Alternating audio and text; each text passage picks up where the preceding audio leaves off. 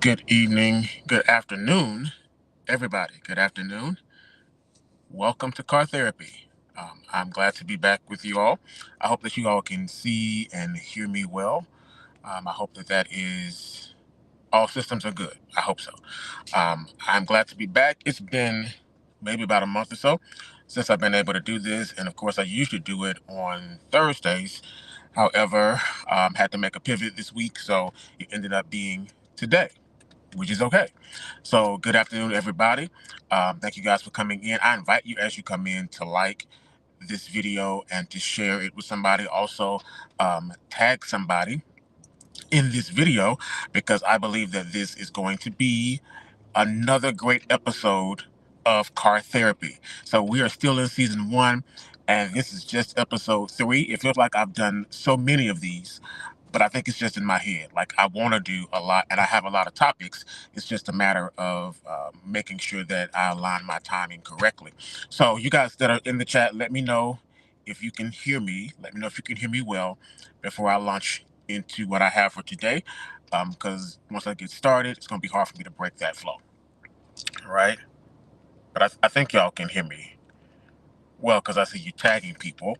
So that's a good thing. And I see you greeting me. All right. So I'm just going to go ahead and get started. Let's do that. So today, if you saw the description or the title of this video, I named it Procrastination Nation. Okay, Procrastination Nation. Thank you for the confirmation that you can hear me well. So I named it, again, Procrastination Nation. Now, why did I name it that title? I'll tell you why in just a moment, but I'll say this, that a lot of people, a lot of us, deal with procrastination. So we're going to talk about that today. We're going to talk about why procrastination is a thing. And we're also going to talk about some strategies to overcome procrastination. So I'm not just going to diagnose the issue, so to speak, but I'm going to give you some prescription items, right? I'm going to let you know some things that you can do in order to help overcome and even avoid procrastination, and why you need to overcome and avoid procrastination. So welcome to all of you that are coming in. I see you guys coming in. I see you sharing and commenting, and I appreciate it. We're talking about procrastination today, and the title, the official title of this episode is Procrastination Nation. Can somebody type that for me? Procrastination Nation. 2 words. So let me start this way. I will say this, that I'm using me transparently. I am a recovering procrastinator. Okay, I am in recovery. So I just put that in the language of when someone says, hey, my name is so and so and I'm an alcoholic, right? I don't really like that verbiage. I prefer people say that I'm in recovery, or I am a recovering XYZ, because that gives more of a hope field language. So I'll use the language, I am a recovering procrastinator. Now, the reason why procrastination worked so well for me, especially in my teenage years into my early 20s, the reason that it worked so well for me is because I was, number one, good at it. So I'm naturally good at balancing different things and multitasking. We'll come back to that, and doing a whole lot of things at one time. So that's just a natural ability. I can handle multiple things at a time. But another reason that I was such a procrastinator is because it was, can I say, positively reinforced. So I received a lot of positive reinforcement because of procrastination, right? So I call that reinforcement by reward. Let me give you an example to make that make sense. So when I was in undergrad, University of Southern Mississippi, so the Miss to the top. When I was in undergrad, I remember, I think it was a English composition or something, some type of English class, because that was my minor in undergrad. But of course, you have the prerequisites and you have to do English anyway. But I remember this particular class that I was in, and there was a 5-page paper that was due. Of course, there was a deadline for that paper to be turned in. So what I did, I remember it to this day. Something happened and I just kept pushing off, right? I kept pushing off the paper. Here's what I did. I woke up, it was a Wednesday.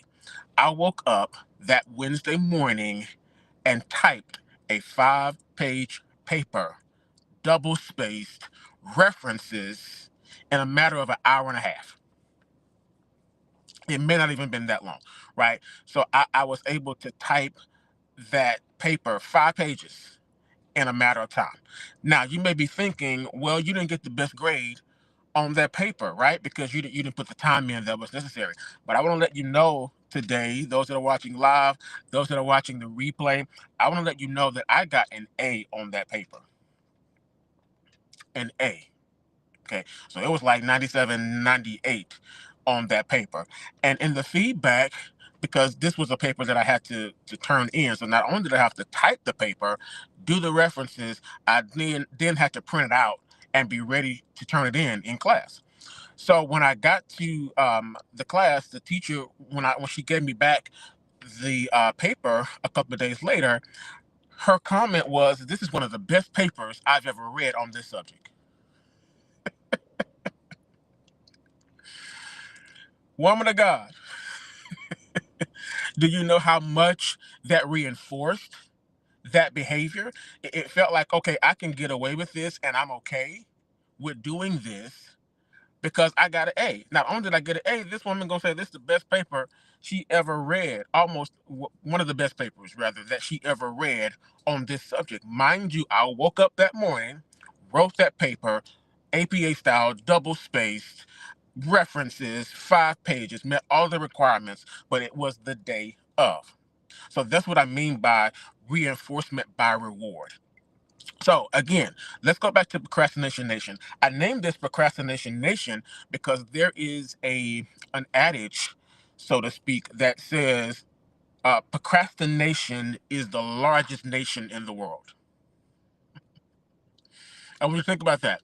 Procrastination is the largest nation in the world. So you see nation at the end of procrastination. So that's the adage, right? It is the largest nation in the world because so many of us are affected by it. So many of us deal with it. Now, I saw a comment, and it was actually in my notes, in my outline here, to address that. Because how many have ever said, I know at least one of you, because I saw your comment, how many of you have ever said, I work better under pressure? How many have said that? Raising my hand. I work better under pressure, right? I work better with my feet to the fire. Let me help us with that. Actually, we don't work better under pressure. We don't work better when we are under such intense levels of stress, because that's what that does. That gets your stress hormones really, really amped up, and you're able to push things out. Like, that can work for a short amount of time, but if that's your consistent behavior, if that's your pattern, if that's your routine, it's going to start to wear down on your physical, on your emotional, on your mental. So we convince ourselves, hey, I'm good, I work better under pressure anyway. Actually, the reality is, the way that we are wired as human beings, we work better when we are relaxed, because if we're relaxed, we can focus better and we can be more methodical. So let's throw that one out, because that's one of those excuses. Oh, I just work better under pressure. So by saying that, we're not saying, I can do a lot at one time, or I can get this done if I have the pressure. What we're really saying is that I can wait till the last minute and still get it done. Okay, so I want you to chew on that as we go forward. So what is procrastination? Let's give a very clear definition of procrastination. So to give a clear definition, we have to go back to the etymology of the word. So let's break the word down and see what it's really saying. So procrastination is a Latin word, procrastinatus. Okay, it's a Latin word, procrastinatus. So let's break that down. POR, okay, the prefix pro. Pro in that word means forward. Okay, so pro means forward. The other part of the word, crastinatus, means tomorrow. Oh, I need to share this with somebody. And I know somebody's going to procrastinate about watching the video. So go ahead and tag them now, right? Share this with them now. Text it to them now. Let them know, hey, we need to get help for this procrastination. So it is forward tomorrow. tomorrow. And so procrastination is literally us putting off till tomorrow what we can do today. Yep. It is putting off for tomorrow what we can do today. There's a Spanish proverb that I love. It says, tomorrow is often the busiest day of the week. That's a Selah moment. Let's sit with that one. The proverb says, Spanish proverb says, tomorrow is often the busiest day of the week. How many times have you said to yourself, I'll just do it tomorrow? How many times have you driven home almost on E, knew that you needed gas, but you said to yourself, oh, I'll wake up early tomorrow and I'll get it done? How many ever fell in that trap? Right? And even though you may get the gas, that will be the day that you feel really tired or something's really going on in the house or going on physically, or you need to, an emergency comes up, but you told yourself, I'll do it tomorrow. And when you get up tomorrow, you be thinking to yourself, man, I should have got that gas last night because now I got to redo this and I got to pivot this and I got to text this person to be late. I got to do all of this because I procrastinated about putting gas in the car. Yeah, let's move forward because I know that stepped on some toes, including mine. Procrastination is the thief of time. Somebody type that. Procrastination is the thief of time. It is the thief of time. Okay. It is something that robs us from fulfilling our purpose. You got it? Procrastination is the thief of time, and it robs us from fulfilling our purpose. Now, you may be asking, what in the world does procrastination have to do with purpose? Let's work that, because procrastination has everything to do with purpose, because procrastination is about wasting time, and time is connected to purpose. Rewind. What does procrastination have to do with purpose? Because procrastination is about wasting time, and time is always connected to purpose. So time is not just money, time is also purpose. So we understand that, right? If we have a tendency to waste time, we also have a tendency to waste money. Like, you just can't separate the two. So time management, money management, they really go hand in hand. So if you're dealing with one, you're dealing with the other. So you got to attack both. And I'm going to deal with that today. So time is not just money, though. Time is also purpose. Type purpose. It's purpose.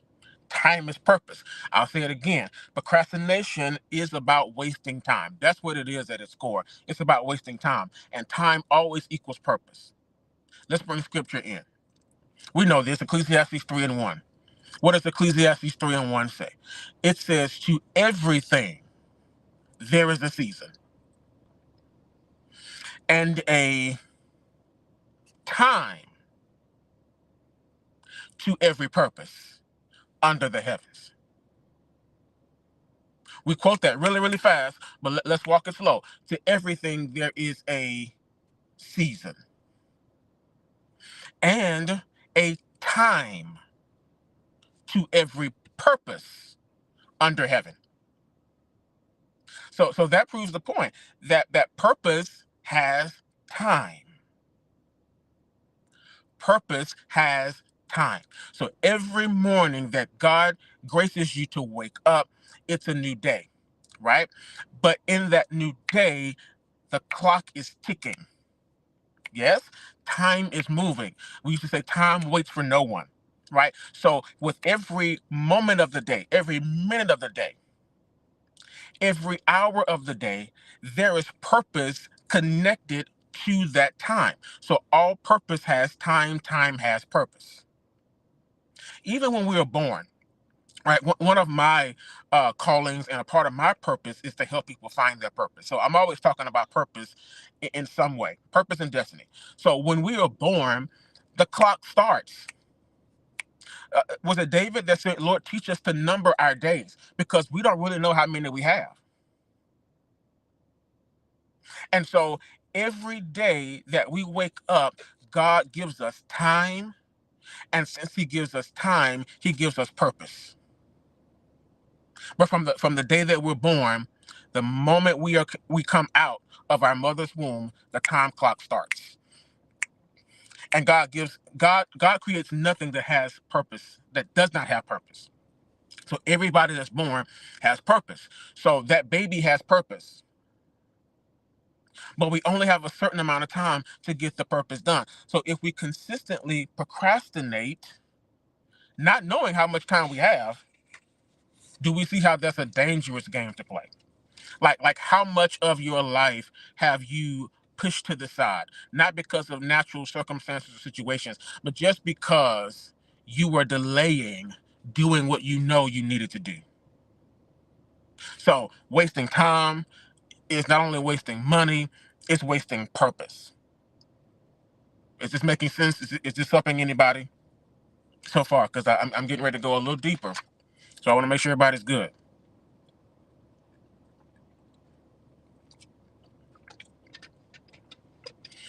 I want to talk about 3 reasons. Quickly, I want to give you 3 reasons why we procrastinate.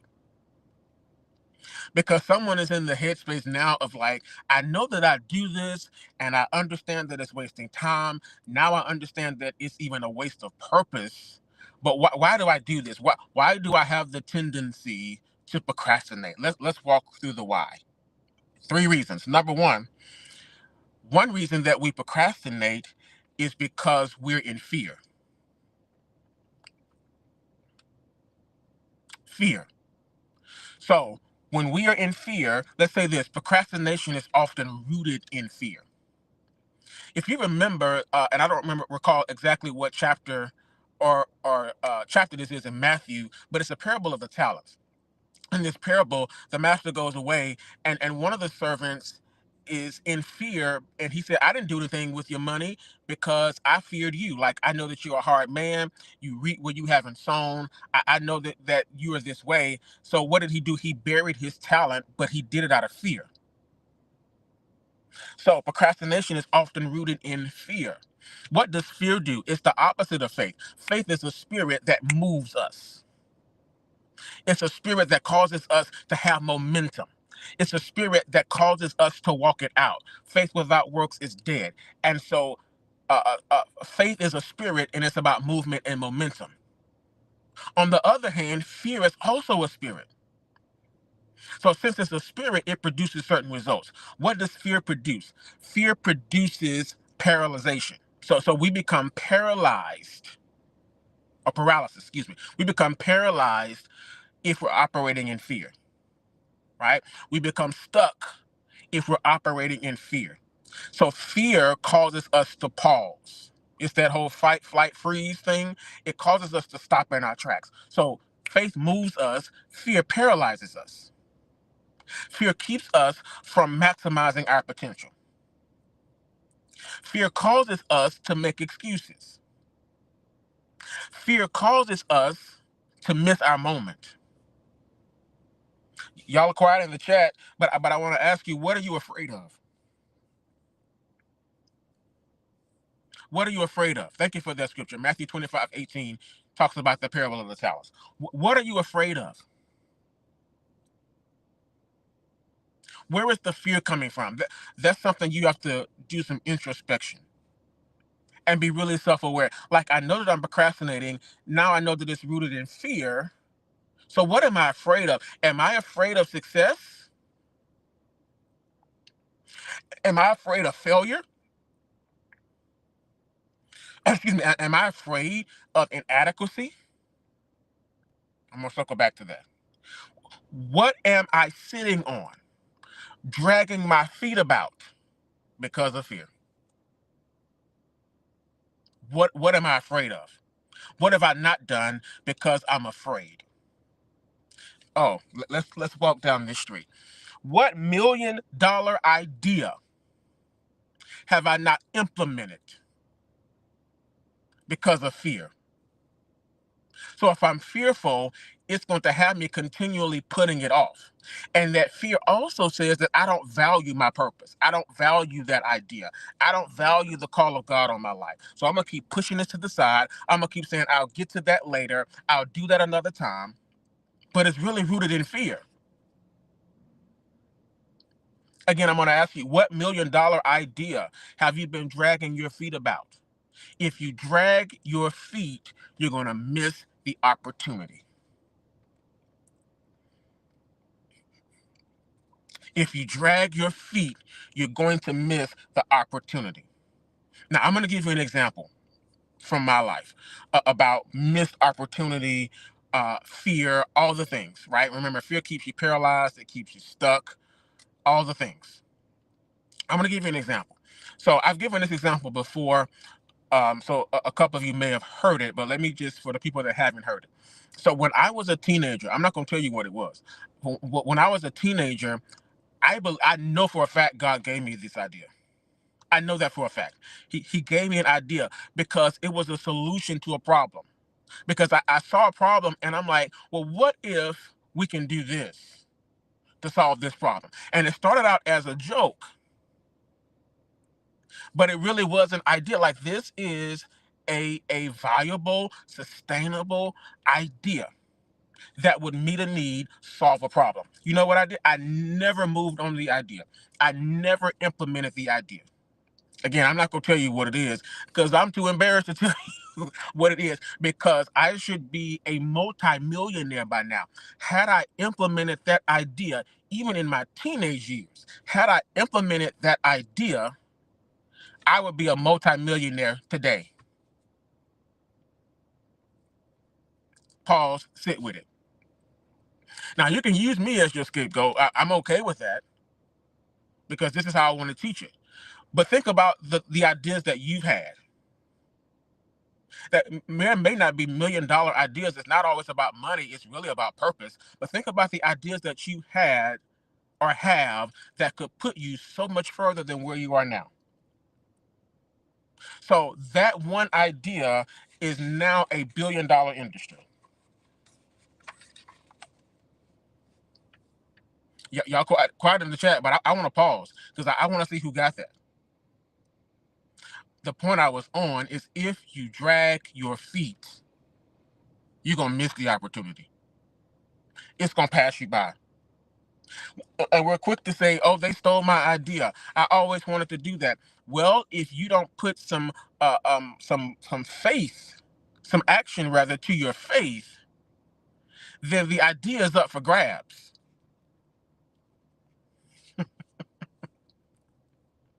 Let me say it again. If you don't put some action to your faith, the idea is up for grabs. I just kind of picture ideas just floating around in the realm of the spirit, and God will download an idea to you. He will drop an idea to you seemingly out of the sky. I call it a download.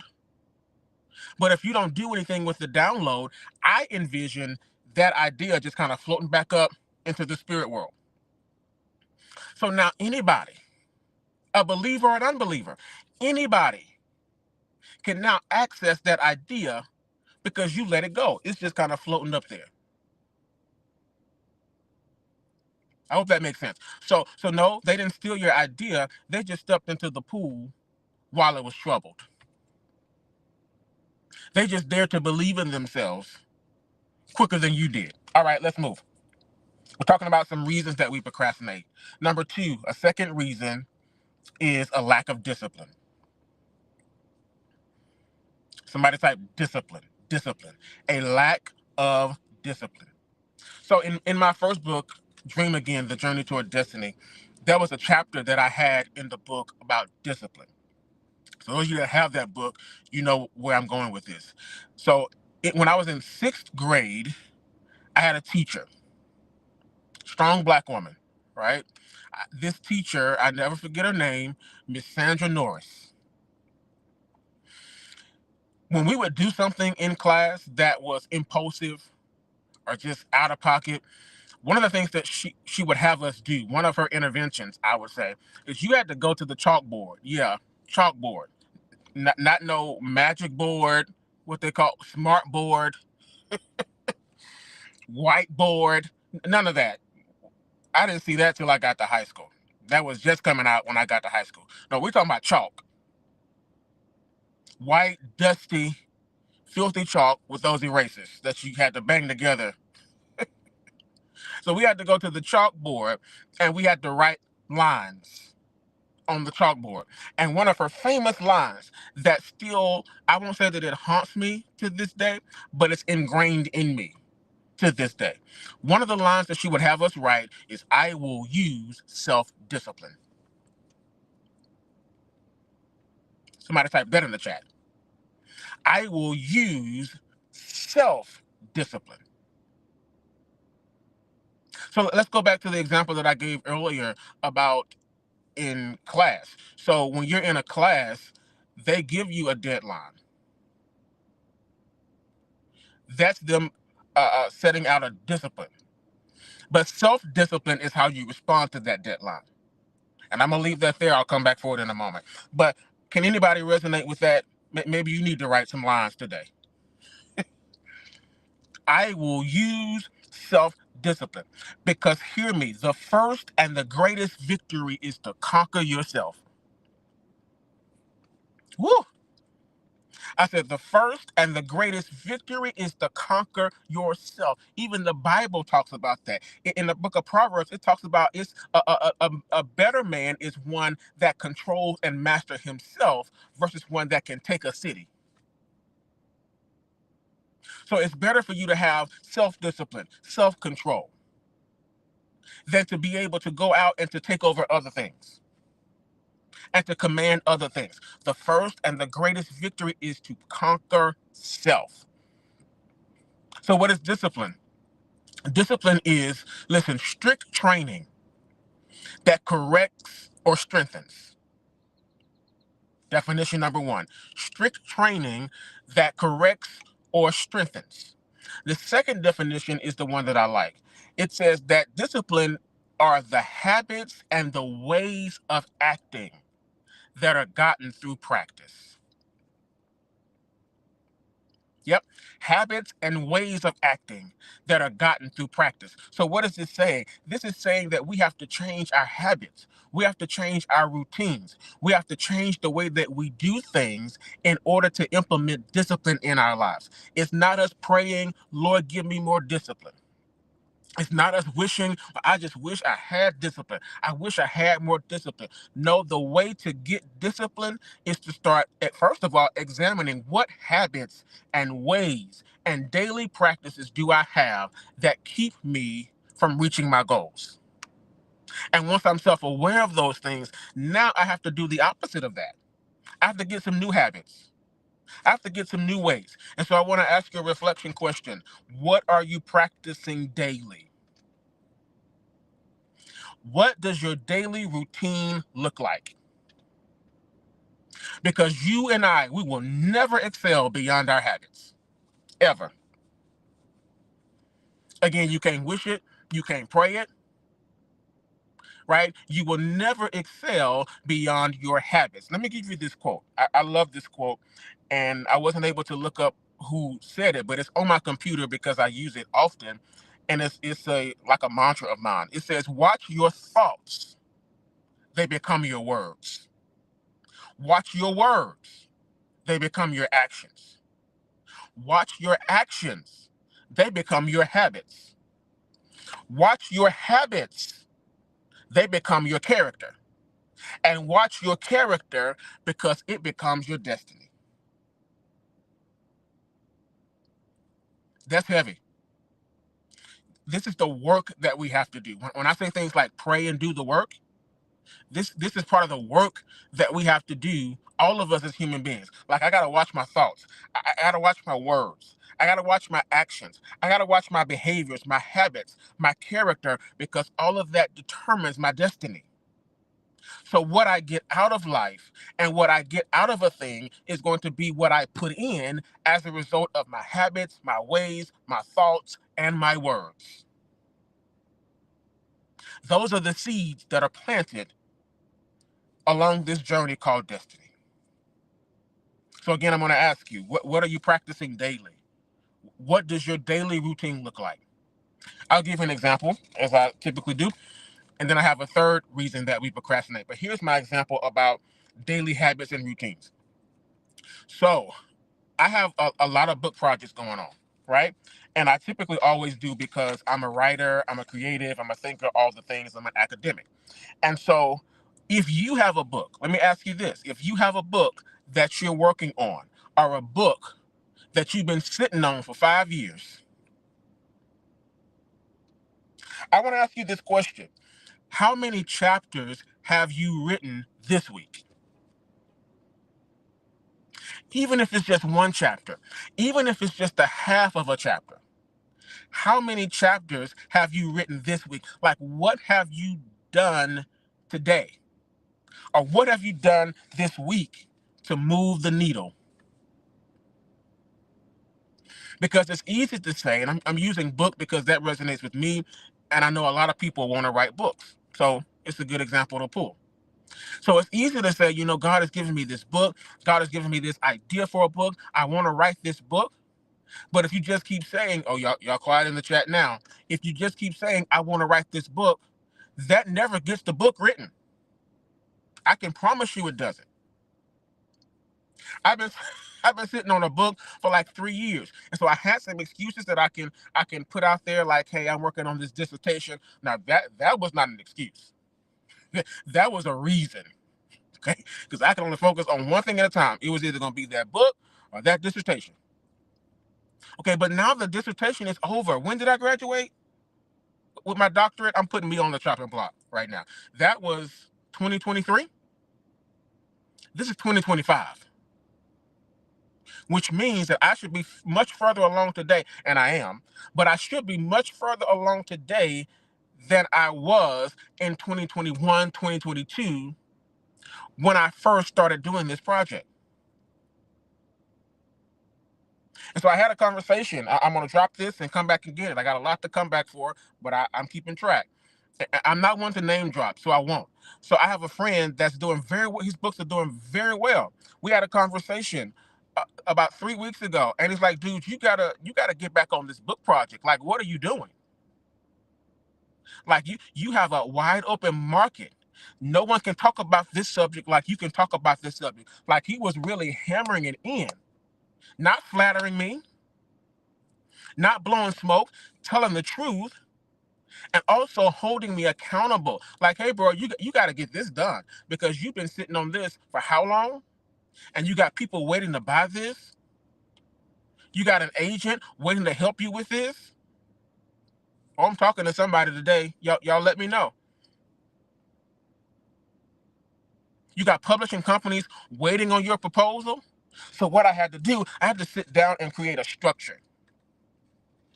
I had to create a structure that, okay, this is what I'm gonna do. And I used AI to help me create a structure. Like, don't write the book for me. Now that's a whole nother subject. We'll talk about that another time. Don't do the work for me. That's not what I need from AI. I needed AI to, okay, give me a 3-week plan to get this book proposal done. It's 10 chapters. Like, I gave it everything that it needed. I inputted it. Give me a 3-week time period. So what it gave me back was all morning times. I'll be bossing AI around. I am not a morning person. Change these times from AM to PM. The response was, okay, got it. And it started tabulating. And it spit out the same plan, but with different times, with PM times. I'm like, okay, thank you. I can work with that. Now put this in a PDF. Let me download it. So I can not only download it, let me also put this in the note section in my phone. So I can refer back to it. Why? So I can stay on task. People of God, it's called discipline. Somebody type discipline. At some point, you have to decide, okay, I'm not sitting on this anymore. I'm going to create a plan, and I'm not just going to create the plan. I'm going to stick to that plan.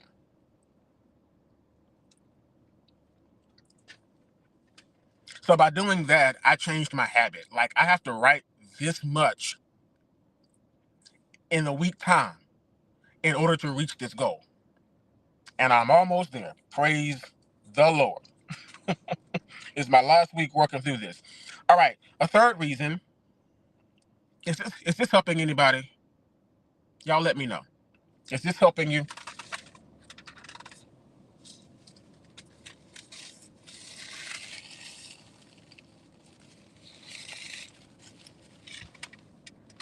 No, let's pause because I'm not gonna have white stuff in my mouth while I'm talking. So we'll take this out the video.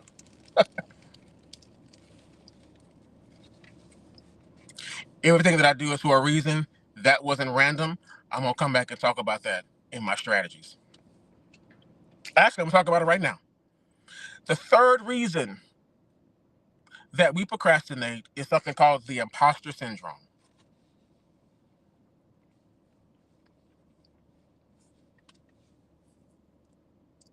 Somebody type imposter. Imposter syndrome. Let's pause for a commercial break.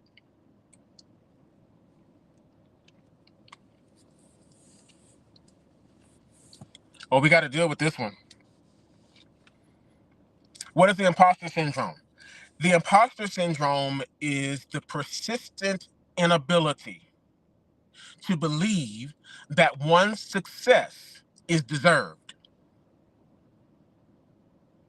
or has been legitimately achieved as a result of one's own skills and abilities. That's a heavy definition. One more time. The imposter syndrome is defined as the persistent inability to believe that one's success is deserved or has been legitimately achieved as a result of one's own skills and abilities. Okay, and so imposter syndrome is also called perceived fraudulence. Perceived fraudulence. What does that mean? That means that chances are high that you feel unworthy, incapable, and you feel like other people are sooner or later they're gonna find out that I'm not as good as they think I am. I'm not as good as that as they say I am. I'm not as good as I say I am. Like sooner or later I'm gonna be found out. That's the imposter syndrome. Now, here's the catch-22 with the imposter syndrome. The imposter syndrome, and I've done entire webinars on this before, so I won't go into the depth of it, but the catch-22 about the imposter syndrome is that it often affects gifted people, successful people, accomplished people. So what's the reason that it affects accomplished people, successful people, gifted people? Because other people see us that way, but we don't see ourselves that way. Okay, let's pause. Let's pause and pray. Say, Lord, help me to see me like you see me. Because if we are really real with ourselves, it's not other people. It's us. It's the way we see ourselves. Somebody pray that. You don't have to type it, but pray it out loud right now. Lord, help me to see me the way you see me. Because a really, really good example of imposter syndrome is at the end of Numbers when they got to the promised land. He sent the 12 spies, Moses, to the promised land. And they came back with the grapes. They came back with the fruit of the land. They came back giving all of the things that had happened, all the things that they saw. And then it says something like, but. Okay, there's that imposter syndrome about to creep in. We saw the promise. The promise is good. It's everything God said it would be. But we saw giants there. Giants inhabit the land. And here's what they said, 10 of them. In our eyes, we're as grasshoppers.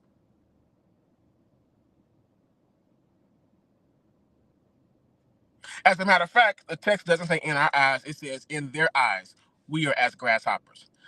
But it's perceived fraudulence because did they ever have a conversation with one of the giants and say, how do you see me? No. They're projecting their own insecurity, their own fraudulence. They're projecting that onto the giants that they ain't even talked to. And in their eyes, we're like grasshoppers. You don't know that. No, it's in my eyes. I see myself. God, I know what you said. I get it. Amen. Thank you for the word.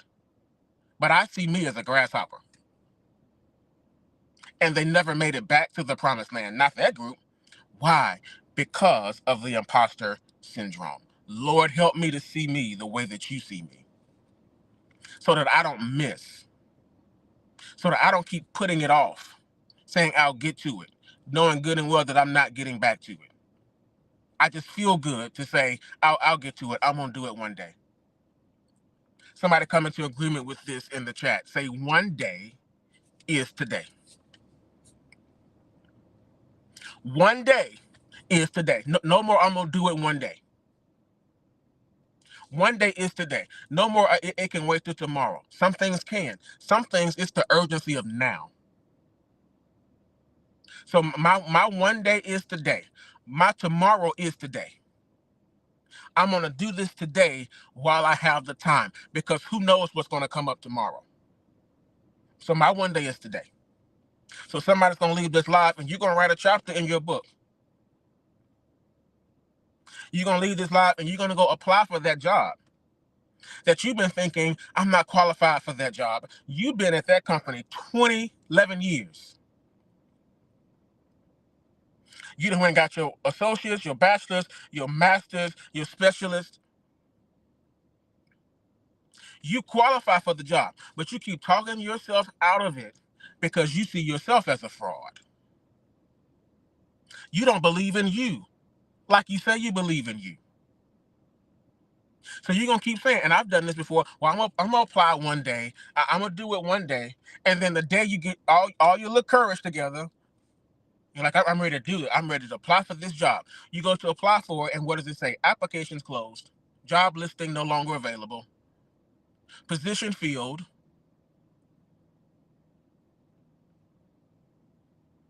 That's what procrastination does to us. So if there's a job in your Google bookmarks that you've been saving, and you're like, I'm gonna get to that. I'm gonna apply. I'm gonna pull all that together, and we get all types of excuses. They're asking for this. They're asking for that. Go ahead and just do it. Pull it all together. So if that's you, I want you to go find that job and apply for that job today. That's how you move the needle. That's how you implement simple steps, simple actions to move you out of the mindset of I'll do it later. All right, let's end with this since I'm already here. I'm going to give you 4 tips for overcoming procrastination. If this is good to you, please share it. Tag somebody in it. You can also support by sending stars. Okay, so if you're on Facebook, you can support by sending stars. If you're on YouTube, you can support by clicking like and subscribe on this video. 4 ways to overcome procrastination. If you're ready for these type, I'm ready. I'm ready. I'm ready. Number 1, this gonna mess with you. Number 1, we overcoming procrastination, then I'm done. Number 1, ditch your to-do list.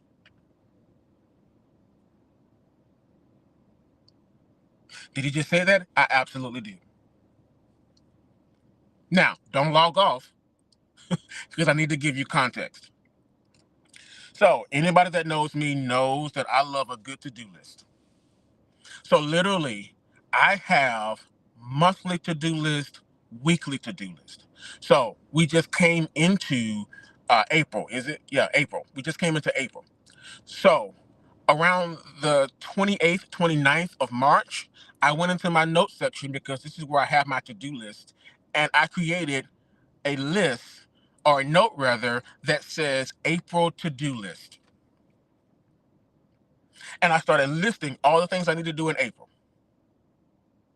Okay, so I do that the previous month to prepare for the next month. That way I don't forget anything. Sometimes I have to break that down weekly. So usually on Sunday, like Sunday evening, Sunday night, I'll go back every week into that to-do list. It has everything, like ministry stuff, business stuff, down to groceries that I may need to make that week. So I go and I look at that list and I amend the list. I move things around by week. However, not everything has to go on your to-do list. So number one is ditch your to-do list. So I'm not saying don't do it, but what I'm saying is the time it took you to write it could have been the time that you did it in. Does that make sense? Let me give you an example. So if you put on your to-do list, I'm not telling you to completely put away your to-do list. I'm just saying some things don't need to go on it. Some things need to go on your to-do now list. So you don't have to write that, just do it. Okay? Type that, just do it. Just do it. Because if I write on my to-do list, oh, I need to email Michael Smith. Okay, I need to email cousin Michael. And the time that it took me to type that out or to write that out, email Michael Smith, I could have started on the email by now. What prevents me from saying, okay, let me just do this now? What I'm saying to you is do not use your to-do list as a crutch. Does that make sense? Don't fill your to-do list up with things that you can just do right then. Save your to-do list for the things that you really need to work on. But if you're a to-do list person, you like the to-do list, right? You like the check mark. So I am a project-based person. So once something is done, I enjoy checking it off. And if I do something that's not on my to-do list, let me tell you how my brain works. I'm going to add it to my to-do list just so I can check it off. Don't judge me. That gives me a sense of fulfillment, gratification, all the things, right? A sense of accomplishment. That's the word I'm looking for. When I can check that off, okay, that's done. Let's move on. But don't be putting stuff on your to-do list that you can just do. Is this helping? Number two, let's do number two. I said I was coming back for this, so here it is. Listen to how I word this. Put deadlines on your deadlines. Some of you heard me say that before. Put deadlines on your deadlines. Okay, here's the example. If it's due Friday, if your boss, your pastor, your whoever who's in authority over you say, hey, I need this by Friday close of business. Self-discipline. I will use self-discipline. Self-discipline is putting a deadline on your deadline. So I know that it's due Friday. That's the discipline. The self-discipline is I say to myself, it's due to me Thursday. So it's due Friday, but I know for me, it's due Thursday.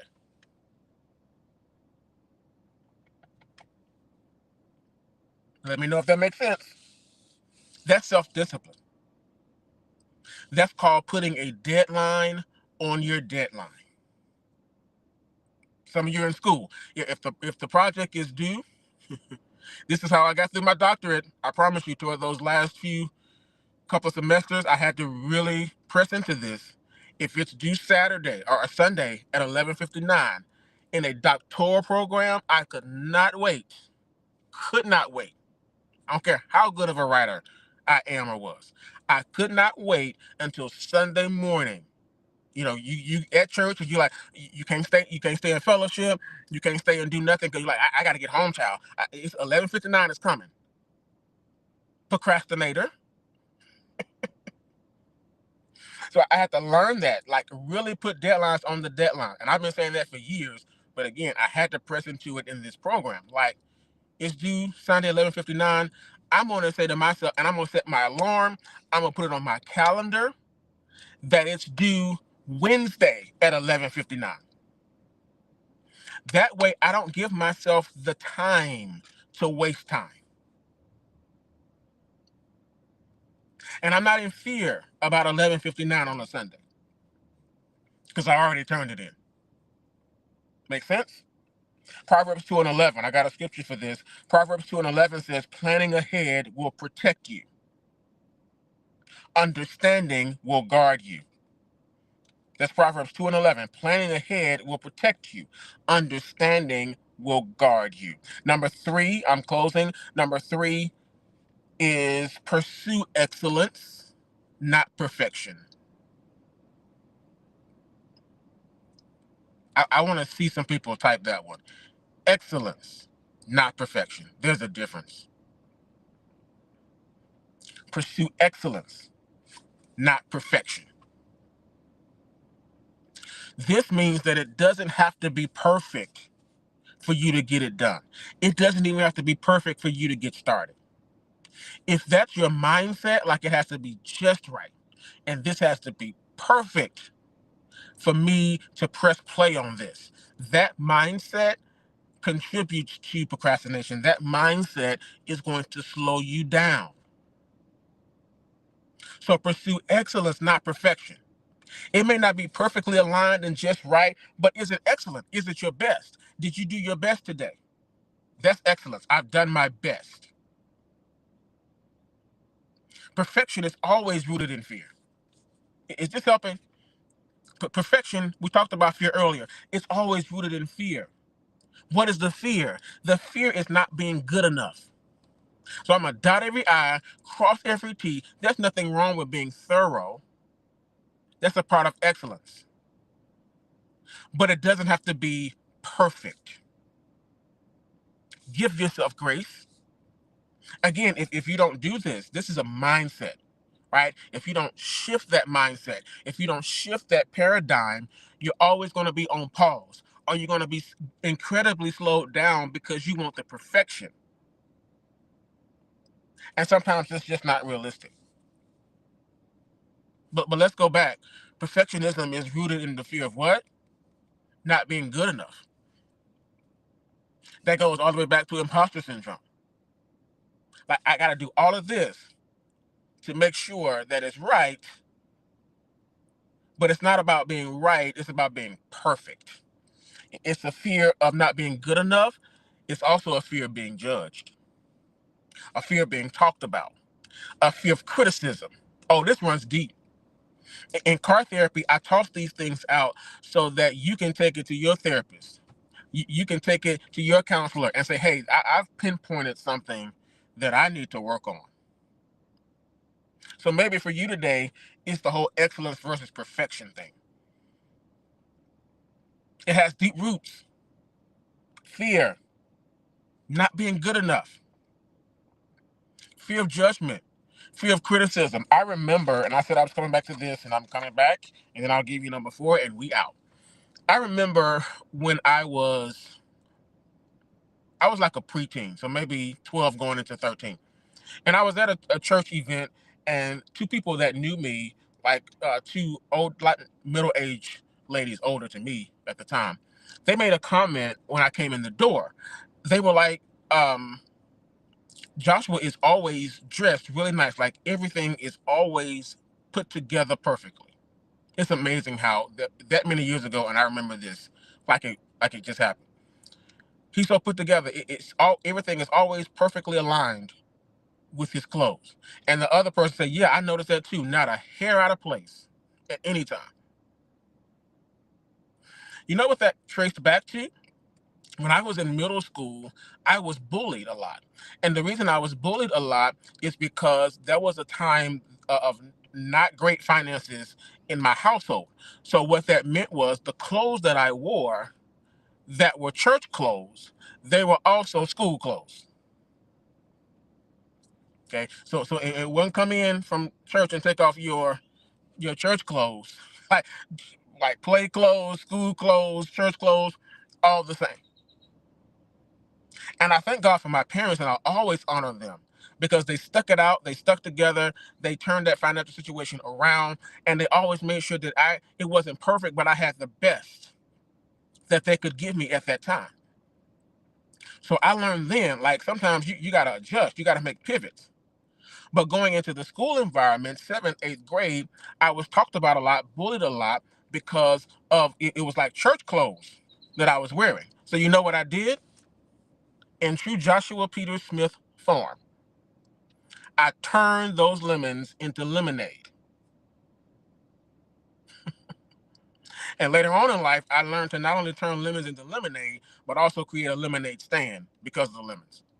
So what I did in middle school is I started dressing really sharp. Like everything was ironed, everything was good, everything was so well put together that if you talked about me, you just talked about me because of the clothes that I wore. Like they weren't jeans, they weren't regular clothes. You didn't talk about me because they weren't washed, ironed, dry cleaned.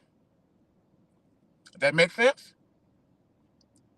And so I developed that thing about my clothes and even my hair, like it has to be just right. Why? Because I was attempting to avoid, this is the negative side of it. I was attempting to avoid judgment, criticism, being talked about. So now everything about the way that I dress had to be perfect. So when I walked in the door for church and like, he's so well put together, he's always so put together, not a hair out of place. Yeah, that was true because I worked to make sure of that. That makes sense? So perfection will say it always has to be that way. Let me tell you something. I read a quote. This was about a month ago. It was like the closer that you get to 40 and the older that you get, the more willing you are to go out of the house not looking your best. Now, I don't completely agree with that because I believe you are to always look your best. So I'm not into the whole rollers in your head, bonnet, um, night clothes, pajama kind of thing at Walmart. That's not what I'm condoning. What I am saying is I will go and put on something and it don't have to be a suit and tie. Like I'm just going to TJ Maxx. Right? It doesn't have to be perfectly put together. Everything don't have to match perfectly. Like the belt don't have to match the socks and the shirt match the shoe. Like I don't have to do all that. Okay? It don't have to be perfect. It can still be excellent. I hope that little rant helped you. I'm landing because you got to get back to work, I'm sure. Number 4, accountability. Type accountability. That's my last tip. I'm ending strong. That's my last tip to help you all, to help us to overcome procrastination. Accountability. Let's make it really simple. The accountability is the reporting in, the checking in. It literally means to give an account. It's you giving an account for your actions, giving accountability for your time. We need accountability. So if you don't want accountability, I almost said if you don't like, but you don't have to really like it. If you don't want accountability, if you shun accountability, you avoid growth. Because what you're saying is, I got this, and you really don't. Like, you really need somebody to help you. You need somebody to check in with. So if you avoid that kind of accountability in your life, you're really saying, I don't want to grow. And so I want you guys to find someone that can help you to stay accountable to your plans, accountable to your dreams, accountable to your projects, accountable to what you said that you were going to do. Find someone, at least one someone, that can hold you accountable. What does that mean? I'm checking in with them. I'm giving them permission to check in with me. And when they check in with me, I have to be honest because without transparency, accountability doesn't work. You're just lying. So I have to have someone that I can be honest with, like, hey, I was supposed to do that this week. You checking in on it. I know. I didn't even do it. I didn't even get to it. Right. Be honest with them and also welcome them giving you feedback because without feedback, you don't grow either. Okay. And so find someone that can help you to stay accountable to your plans, to your dreams, to your goals, to what you said you were going to do. Now, here's the caveat. Here's the warning. Please hear this. Pick someone who does not struggle with procrastination or time management like you do. This is a principle for any accountability. Like you can't pick people you share a struggle with. If I struggle being on time, I'm not gonna pick somebody that's just as late as I am. So that's how we often look at accountability. I'm not sure where we got that from. Like, we think accountability is picking people who struggle with what we struggle with, and then we talk to one another about it. That's not accountability. That's a support group. And sometimes, if we're honest, it's a trauma bond. Like, we have shared pain that brought us together. And the only connection we really have is not purpose, it's pain. So we connect for our pain, but we're not going past the pain. We're not healing the pain. That's a trauma bond. So again, for the accountability piece with procrastination, pick somebody that doesn't struggle with that. Pick somebody that doesn't struggle with time management. Pick somebody that's not a procrastinator by nature. So by picking people that are like us, that's comfort. Maybe that's what it is. It's comfort. Okay. It can be even a source of validation. It's like, yeah, you didn't submit that either. No, I didn't submit it either. You okay? It's all right. That's not accountability. Accountability is someone that always gets it done. More often than not, they get it done. Like, they're at a different place than you are with that, and they're like, hey, I can help you. I can help pull you up. That's accountability, right? So y'all got the four. The four tips to help you with overcoming procrastination. Ditch your to-do list. Put deadlines on your deadlines. Pursue excellence, not perfection. And accountability. All right, I'm done. I hope you guys have enjoyed this. We were like right at an hour. So I hope that this has been helpful to you all. I want to let you know that I do have the Leadership Academy coming up at the end of the month. Registration has been doing extremely well, and I'm glad about that. But if you are a leader who wants to improve in your leadership, like you want to take your leadership to the next level, this is a 3-week intensive course that will help you to do just that. And so we're going to put the link in the chat, and you can go and you can look at all the different options. There's a VIP option, there's a general registration. You can look at that and see what fits you. Come into the classroom. All right, we made it affordable for you, and we made it short, 3 weeks, but we're going to do a lot of work in those 3 weeks, and I believe it's going to help you to improve your leadership. Now, it's for leaders of all levels, so not just for pastors, CEOs, like top level leaders, all leaders. So if you lead in your home, if you lead on your job, any type of leadership that you want to improve, this Leadership Academy is for you. All right. Thank you guys for being present for Car Therapy. This is season 1, episode 3. Look out, because episode 4 is coming. Let me know in the chat how you enjoyed this, even if you're watching the replay. And I'll see you guys next time. But until next